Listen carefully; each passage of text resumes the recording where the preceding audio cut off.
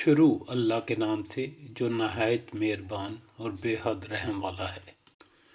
मुसलमानों, कहो कि हम ईमान लाए इस हदायत पर जो हमारी तरफ नाज़िल हुई है और जो इब्राहीम, इस्माइल, इसहाक, यकूब और औलाद यकूब अलैहिस्सलाम की तरफ नाज़िल हुई थी, और जो मूसा और ईसा अलैहिस्सलाम और दूसरे तमाम पैगंबरों को उनके रब की तरफ से दी गई थी। हम उनके दरमियान कोई फ़र्क नहीं रखते और हम अल्लाह के मुस्लिम हैं। फिर अगर वो इस तरह ईमान लाएं जैसा तुम लाए हो तो हदायत पर हैं, और अगर इससे मुंह फेरें तो खुली बात है कि वो हट दरमी में पड़ गए हैं। लिहाजा इत्मीनान रखो कि इनके मुकाबले में अल्लाह तुम्हारी हिमायत के लिए काफ़ी है। अल्लाह सब कुछ सुनता और जानता है। कहो, अल्लाह का रंग इख्तियार करो, उसके रंग से अच्छा और किसका रंग होगा, और हम उसकी बंदगी करने वाले लोग हैं।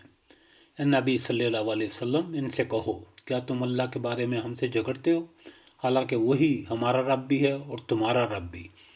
हमारे अमाल हमारे लिए हैं और तुम्हारे अमाल तुम्हारे लिए। हम अल्लाह ही के लिए अपनी बंदगी को खालिस कर चुके हैं।